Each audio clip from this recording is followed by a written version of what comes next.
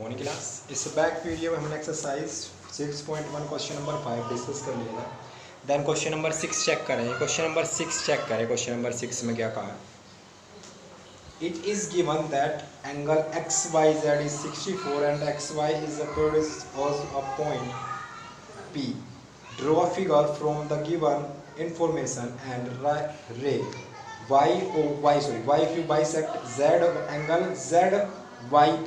Find angle xq xyq and reflection angle yqyp. अब देखो question में क्या है। क्वेश्चन में सबसे पहले आपको डिफिकल्ट क्यों लगा? क्योंकि क्वेश्चन में एक फिगर नहीं दे रखी है। तो फर्स्ट ऑफ ऑल तो क्वेश्चन में फिगर बनानी है, तो क्वेश्चन में फिगर बना लेते हैं। फर्स्ट ऑफ ऑल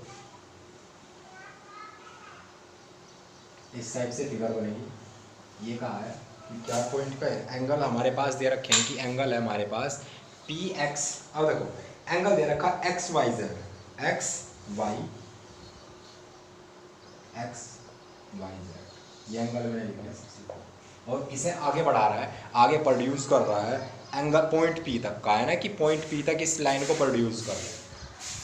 आगे एक्सटेंड कर दी मैंने इसको पी से, ठीक है। और उसके अलावा क्या कहा है कि एक बाइसेक्टर है वाई क्यू, किसका? Angle Z Y P, Z Y P इसका एक बाइसेक्टर है वाई क्यू। ये इसका बाइसेक्टर होने का मतलब क्या है? ये एंगल, ये दोनों एंगल इक्वल है। बाइसेक्टर का मतलब ये दोनों क्या है? इक्वल है। तो ये दोनों एंगल्स हैं इक्वल। भाई बाइसेक्टर किसी भी एंगल्स को टू इक्वल पार्ट में डिवाइड करता है। अब हमें फाइंड क्या करना है? ये था क्वेश्चन नंबर 6। हमें फाइंड करना है एंगल एक्स वाई क्यू। तो एक तो हमें एंगल एक्स वाई क्यू निकालना है और रिफ्लेक्शन एंगल चाहिए। क्या चाहिए? रिफ्लेक्शन एंगल है क्यू वाई बी। ये कैसा है? Reflection angle. अब देखो first of all X Y क्यों चाहिए, तो एक्स वाई क्यों ये वाला एंगल। अब देखो इन ये दोनों एंगल इक्वल है, ये दोनों एंगल्स कैसे है? इक्वल है। तो हम लेट कर लेते हैं कि ये एंगल भी एक्स है और ये भी एक्स है। Okay bisector. अब कैसे निकालेंगे? तीनों एंगल का sum, angle x plus 64 is equal to 180। किस कंडीशन से? लाइन पेयर से। लाइन पेयर से x प्लस एक्स क्यू। अब ये एक्स क्यू माने हमने लेट करें x, तो ऊपर लिख लेंगे कि ये एंगल इक्वल है क्योंकि P Q is a bisector. ऊपर आप ये खुद सेल्फ से लिखेंगे कि angle this plus angle this is equal, और हमने एक को लेट किया तो सेकंड भी x बन जाएगा क्योंकि एक्स वाई क्या थी? सॉरी एक्स क्यू क्या थी? बाइसेक्टर। तो x plus 64 is equal to 180। तो यहाँ से क्या बनेगा? 2x plus 64 is equal to 180। 2x की वैल्यू निकालेंगे तो क्या आएगा? 180 सबट्रैक्ट 64। तो 2x is equal to, subtract करेंगे तो देखो 10 में से 4 सबट्रैक्ट होगा, कितना लेफ्ट आएगा? 6। यहाँ पे कितना लेफ्ट रहेगा? 9 में 6 सबट्रैक्ट होगा, कितना लेफ्ट आएगा? 3 होगा। तो x की वैल्यू निकालें डिवाइडेड बाय 2। जब 2 से डिवाइड कर रहे हैं तो x की वैल्यू क्या आएगी? 12। 2 6 जा 12 और 1 रिमाइन और 2 8 जा 16। 2 8 जा 16। तो हमारे पास x की वैल्यू कितनी आ गई? 68। तो 68 इधर होगा, 68 इधर होगा। अब हमें क्या निकालना था? एंगल एक्स वाई जेड निकालना। फर्स्ट ऑफ ऑल हमें निकालना है एंगल एक्स वाई क्यू। तो देखो चेक करें एक्स वाई क्यू। तो एक्स वाई क्यू में क्या है? 64 और प्लस एंगल एक्स 68। तो इन दोनों एंगल्स को ऐड कर दें। 8 4 12 2 6 6 12 और 30। तो ये एंगल कितना आ गया? Angle X Y Q 132। ये कितना आ गया? 132। देन हमें चाहिए क्यू वाई पी, इसका रिफ्लेक्स एंगल। तो इसकी वैल्यू कितनी है? रिफ्लेक्स एंगल के लिए मैंने बताया जिस भी एंगल का है उसमें 360 में सब्सट्रैक्ट कर दो। तो रिफ्लेक्स एंगल कैसे निकलेगा? Angle Q Y P is equal to 360 minus Q Y P की वैल्यू। तो क्यू वाई पी की वैल्यू अब देखो चेक करो, क्यू वाई पी ये कितना था? 68। तो 68 को सब्सट्रैक्ट कर दो। सब्सट्रैक्ट करेंगे तो 10 में से 2 सब एक सब्सट्रैक्ट होगा, कितना लेफ्ट आएगा? 2 5 5 में से इधर 1 क्या लेंगे? 58 6 सब्सट्रैक्ट होगा, कितना आएगा? 9 और यहाँ पे कितना लेफ्ट आ जाएगा? 2। तो ये कितना आ जाएगा? 292। तो इस टाइप से हम एंगल डिफाइन करनी है। क्लियर? तो फर्स्ट ऑफ ऑल फिगर बनानी है फिगर बनाने के बाद ये दो एंगल्स हम लेट कर लें, क्योंकि वाई क्यू क्या थी, बाइसेक्टर है, तो टू इक्वल पार्ट इसमें डिवाइड करेंगे, तीनों एंगल का सम 180। तो फर्स्ट ऑफ ऑल तो हम एक्स निकाल लेंगे, जैसे एक्स मिल जाएगा तो हमें फर्स्ट ऑफ ऑल फाइंड करना था एक्स वाई क्यू, तो फर्स्ट ऑफ ऑल तो एक्स वाई क्यू फाइंड कर लेंगे। देन हमें रिफ्लेक्शन एंगल चाहिए था क्यू वाई पी का, तो क्यू वाई पी हमें पता है कितना है, तो 360 में से सब्सट्रैक्ट कर देंगे तो क्यू वन रिफ्लेक्शन एंगल भी डिफाइन हो जाएगा। क्लियर। तो अब इसके बाद नेक्स्ट एक्सरसाइज में मूव करेंगे, एक्सरसाइज कंप्लीट होती है। इस एक्सरसाइज पर नेक्स्ट पे मूव करने से पहले कुछ कॉन्सेप्ट है, तो आज हम उन कॉन्सेप्ट को डिस्कस कर लेते हैं। मैं इसे रफ कर रहा हूँ। ये कॉन्सेप्ट आपने बैक क्लासेस में ही पढ़ा है, 8th क्लास में मैंने आपको डिस्कस किए थे, फिर भी पर एक बार फिर से मैं डिस्कस कर रहा हूँ।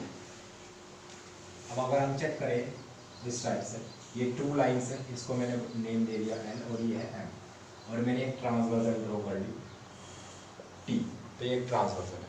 तो ये एल और एम क्या है, पैरेलल लाइन है, तो इस टाइप से लिखते हैं एल पैरेलल टू एम, ये सिंबल पैरेलल को डिनोट करता है। अब ये वाला एंगल मैं इनके नेम रख रहा हूँ, angle 1, angle 2, angle 3, angle 4, angle 5, angle 6, angle 7 और एंगल 8। तो देखो अब यहाँ पे कुछ कंडीशंस होती है। एंगल 1 एंगल 5 के इक्वल होगा, कौन सी कंडीशन है, corresponding angles. Corresponding angles conditions back class में हमने डिस्कस की थी कि 1 इक्वल है 5 के, 2 इक्वल होगा 6 के, 3 इक्वल होगा 7 के, 4 इक्वल होगा 8 के। तो ऐसे ही सेम कंडीशंस होगी, एंगल 2 इक्वल होगा एंगल 6 के, और एंगल 3 इक्वल होगा एंगल 7 के, और एंगल 4 इक्वल होगा एंगल 8 के। ये सारी कंडीशन करस्पॉन्डिंग एंगल्स को फॉलो करती है। क्लियर। तो इस टाइप से करस्पॉन्डिंग एंगल्स होता है कि जो सेम अप साइड वाला ये है, फर्स्ट एंगल 5 के इक्वल, 2 6 के इक्वल, 3 7 के इक्वल, 4 8 के इक्वल। अगर मैं एक ट्रांसवर्जन और खींच दूं, जैसे ये ट्रांसवर्जन और खींच दूं, एन, इसका नेम रख लेते हैं एन। ठीक है। तो देखो अब मैं ये रफ कर रहा हूँ ये वाले एंगल्स,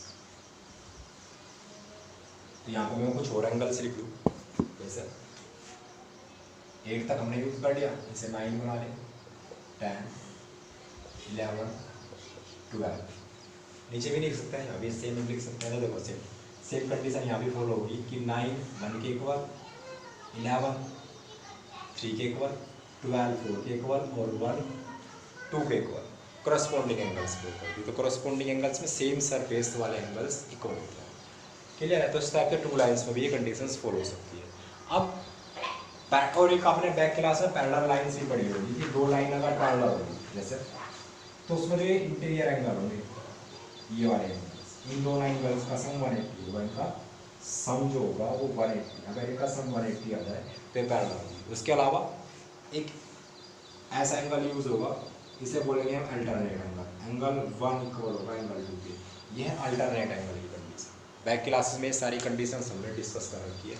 करस्पॉन्डिंग एंगल्स भी हमने पढ़े थे, 6th 7th क्लास में भी पढ़े, फिर हमने 8th में भी डिस्कस की।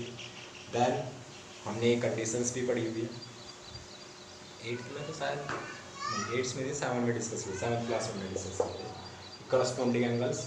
और सम 180 होगा, सम 180 हमने डिस्कस किए थे 8th क्लास में भी। और ये अल्टरनेट एंगल्स भी एक टाइप से हम 7th और 8th में हमने इन चीज़ों को पढ़ते हुए आ रहे हैं। क्लियर है।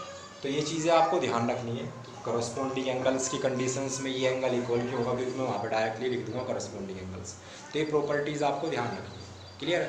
Corresponding, what is the corresponding angles property. यहाँ पर कहीं हमें जेड की फिगर दिखाई देगी, उसे हम अल्टरनेट एंगल बोलेंगे। कहीं पैरेलल लाइन दे रखी होगी तो दो इंटीरियर एंगल का सम हम 180 यूज़ कर लेंगे। तो इस टाइप से ये एंगल करस्पॉन्डिंग एंगल्स होंगे, ये इक्वल होंगे। वैसे ही सेम यहाँ पे 2 3 के भी इक्वल होगा, कैसे, वर्टेक्स अपोजिट एंगल, 1 4 के भी इक्वल होगा, वर्टेक्स अपोजिट एंगल, 6 7 के भी इक्वल होगा, वर्टेक्स अपोजिट एंगल, 5 8 के भी इक्वल होगा, वर्टेक्स अपोजिट एंगल। तो ये सारी कंडीशंस अब मिक्स होती चली जाएगी। जैसे अभी तक इससे बैक में हमने खाली वर्टेक्स अपोजिट एंगल और वर्टेक्स अपोजिट एंगल्स ही हमने डिस्कस किए थे और एडजेसेंट एंगल डिस्कस किए थे। बट यहाँ पे करस्पॉन्डिंग एंगल्स और इंक्लूड हो जाएंगे, और उसके अलावा अल्टरनेट एंगल यूज होंगे। वर्टेक्स जो एंगल्स थे वो सेम बैक वाले ये कॉन्सेप्ट यूज होंगे, बट यहाँ पे अल्टरनेट और करस्पॉन्डिंग एंगल्स और इंक्लूड हो जाएंगे। क्लियर है। तो अब आपको ये चीज़ें क्लियर होगी। तो आज हम ये इधर रखते हैं। एक्सरसाइज ये क्वेश्चन स्टार्ट नहीं करेंगे। तो मिलते हैं नेक्स्ट वीडियो में नेक्स्ट क्वेश्चन के साथ, तब तक के लिए बाय बाय।